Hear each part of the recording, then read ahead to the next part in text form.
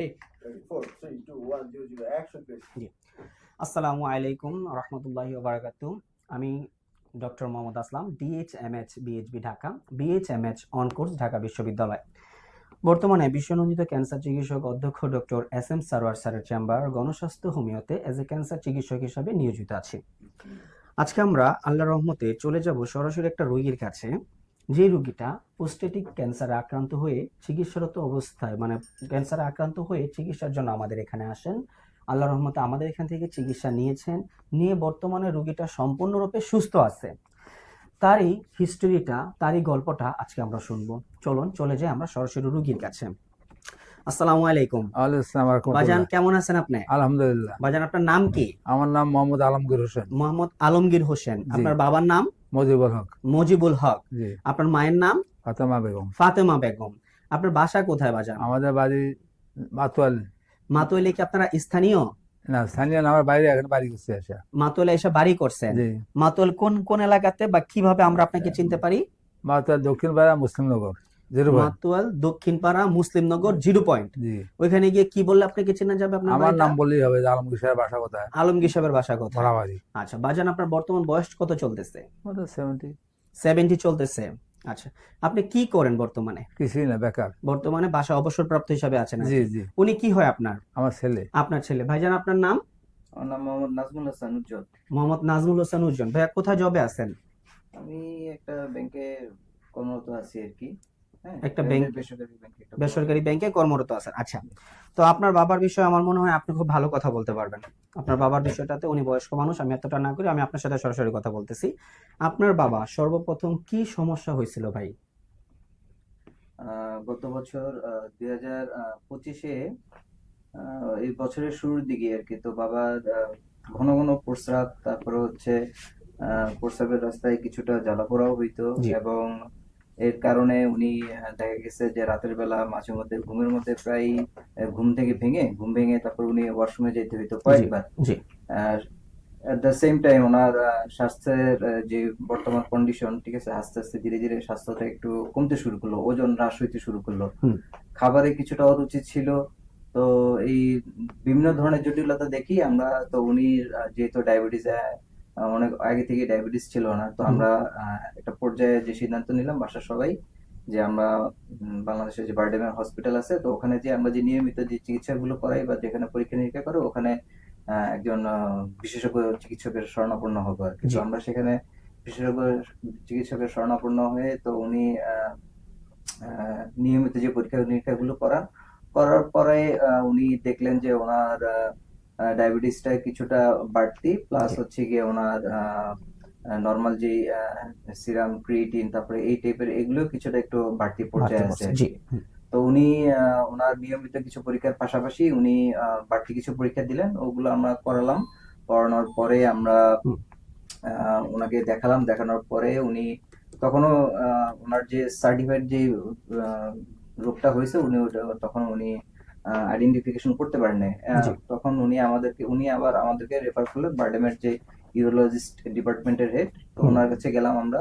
ওনার কাছে যাওয়ার পরে উনি নানান ধরনের পরীক্ষা নিরীক্ষা, অনেক পরীক্ষাই করলেন, অনেক ধরনের পরীক্ষা নিরীক্ষা করার পরে উনি একটা সময় আইডেন্টিফিকেশন করতে পারলেন যে না, আমরা এই ধরনের একটা রোগে আক্রান্ত হয়েছি। কি রোগে আক্রান্ত হয়েছিলেন? সেটা হচ্ছে প্রোস্টেটিক ক্যান্সারে আক্রান্ত হয়েছেন আপনারা। আচ্ছা, তারপর ওনাদের বক্তব্য কি ছিল? তো ওনাদের বক্তব্য ছিল যে এখন এই ধরনের চিকিৎসা আসলে বাংলাদেশে খুবই ব্যয়বহুল।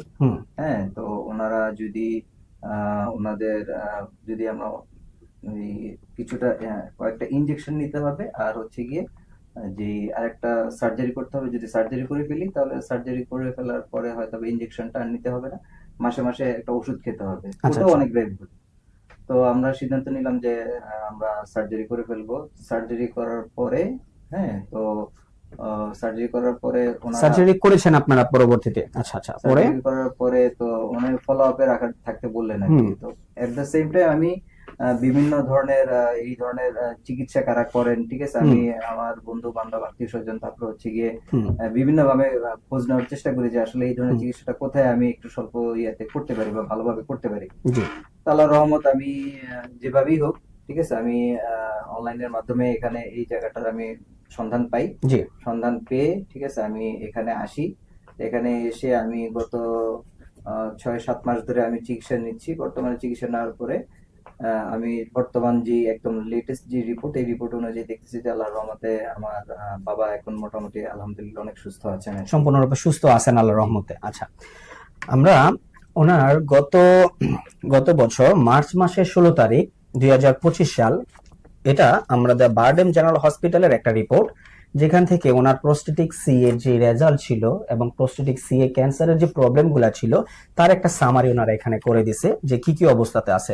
এই সামারিটা কমপ্লিট করার পর ওনার অপারেশন হয়েছে। অপারেশনের পরবর্তীতে আপনারা বিভিন্ন মাধ্যম থেকে আমাদের প্রচারণাটা আপনারা পান এবং সেই অনুযায়ী আমাদের এখানে আসছেন। আজ থেকে কতদিন আগে?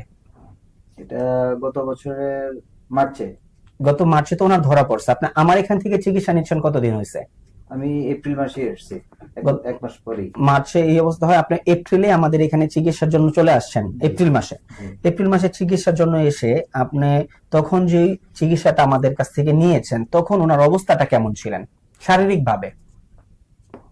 তখন তো উনি শারীরিকভাবে কিছুটা দুর্বল ছিলেন, প্লাস হচ্ছে গিয়ে ওনার ওই রোগটা ধরার পরে যে সকলের সমস্যাগুলি ছিল ওই সব সিমটম গুলোই ওনার ছিল। ছিল। আচ্ছা, উনিকে যখন আল্লাহর রহমতে আমরা গত এপ্রিল মাস থেকে ওনাকে চিকিৎসা শুরু করছি আলহামদুলিল্লাহ, এপ্রিল মাস থেকে চিকিৎসা শুরু করার পর কত দিনের মাথায় বা কত মাসের মাথায় আপনারা গিয়ে পরবর্তী যে রেজাল্ট গুলা করলেন এবং রিপোর্টটা ভালো পাইলেন, কতদিন হয়েছে সেটা? আমি আপনাদের ওষুধ খাওয়ার পরে 6ষ্ঠ মাসের মাথায় আমি এই রিপোর্ট গুলা করলাম।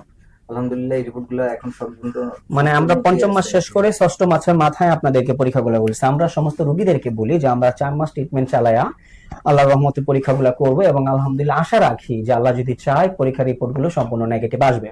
অনেক রোগীর ক্ষেত্রে সেটা 2 মাসেও ঘটে, অনেক রোগীর ক্ষেত্রে সেটা 5 মাস 6 মাসও প্রয়োজন হয়। তো 6 মাসের মাথায় ওনারা যে রিপোর্টগুলো করছে, আমি সেই রিপোর্টগুলো আমি আপনাদেরকে একটু বলি। রিপোর্টগুলোতে আলহামদুলিল্লাহ আল্লাহর রহমতে উনি বর্তমানে সম্পূর্ণরূপে ওনার যে ক্যান্সারিয়াস প্রবলেমটা ছিল সেই প্রবলেমটা এখন বর্তমানে নাই। উনি মানসিকভাবে এবং শারীরিকভাবে সম্পূর্ণরূপে আলহামদুলিল্লাহ আল্লাহর রহমতে ভালো আছেন। চলুন রোগীর মুখ থেকে একটু শুনে আছি উনি মানসিকভাবে এবং শারীরিকভাবে বর্তমানে কি অবস্থা আছেন। বাজান, আমি আপনার কাছে আবার একটু আসলাম। আপনি আলহামদুলিল্লাহ আল্লাহর রহমতে আমাদের চিকিৎসায় এখন সম্পূর্ণরূপে সুস্থ মনে করতেছেন নিজেকে? আলহামদুলিল্লাহ, আল্লাহর রহমত। সম্পূর্ণরূপে আল্লাহর রহমতে সুস্থ মনে করছেন? আপনার বর্তমানে শারীরিক বা মানসিক কোনো সমস্যা আছে কি? না, এখন আলহামদুলিল্লাহ কোনো সমস্যা নেই, সব দিক দিয়ে ভালো। ঘুম, খাওয়া দাওয়া যা আছে সব আলহামদুলিল্লাহ ভালো।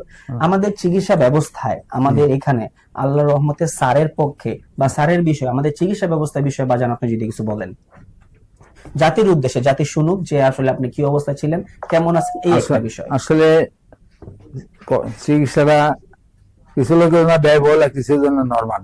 যাদের আর্থিক অবস্থা ভালো আছে এদের তো আমার সমস্যা না। আর যে চিকিৎসাটা যখন এখন বর্তমান হয়েছে বাজার হিসেবে ততটা ব্যয়বহুল না, জি, কিন্তু রোগটা কঠিন। আল্লাহ যদি সহায়তা করে চিকিৎসা এই টাকা এটা এত ব্যয়বহুল না, এটা মোটামুটি নরমালি। আর উনিও ভালো মনের মানুষ, ডাক্তার সাহেব, আমি ওনার শ্রদ্ধা করি। ওনার চিকিৎসা, ওনার কর্মকর্তা বা ওনার এখানে সার্ভিস অত্যাধিক ভালো। আশা করি এতে অনেকে উপকৃত হবে এবং নিরাশা হওয়ার কিছু নেই। তো ওষুধটা যেভাবে দেয় এটা ধৈর্য সহকারে ব্যবহার করতে হবে, মানতে হবে নিয়ম কানুন, আর খাওয়ার দাওয়াটা আমরা কন্ট্রোল করতে হবে। চিকিৎসা আশা করি ভালো হবে, আমার এটা রেজাল্ট ভালো আসবে, এটাই স্বাভাবিক। আর আপনি কষ্ট না করলে এটা রেজাল্ট ভালো আশা করতে আসে না।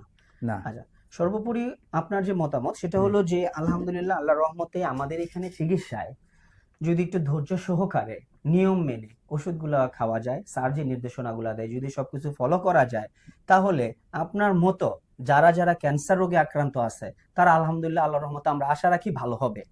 সেই কামনাই আমরা সবার করছি। আমরা আজকে মোহাম্মদ আলমগীর হোসেন স্যারের দীর্ঘায়ু কামনা করছি এবং ওনাকে যাতে আল্লাহ তাআলা এখন যেমন ক্যান্সারটা নেগেটিভ আসছে, আল্লাহ যে কয়দিন হায়াতে বাঁচায় রাখে উনি যাতে সুস্থ সুন্দরভাবে বেঁচে থাকতে পারে সেই কামনায় আজকে আমরা আমাদের এই অনুষ্ঠান শেষ করছি। ধন্যবাদ সবাইকে। আসসালামু আলাইকুম ওয়া রাহমাতুল্লাহি ওয়া বারাকাতুহু। সবাইকে ধন্যবাদ। আসসালামু আলাইকুম ওয়া রাহমাতুল্লাহি ওয়া বারাকাতুহু। আসসালাম।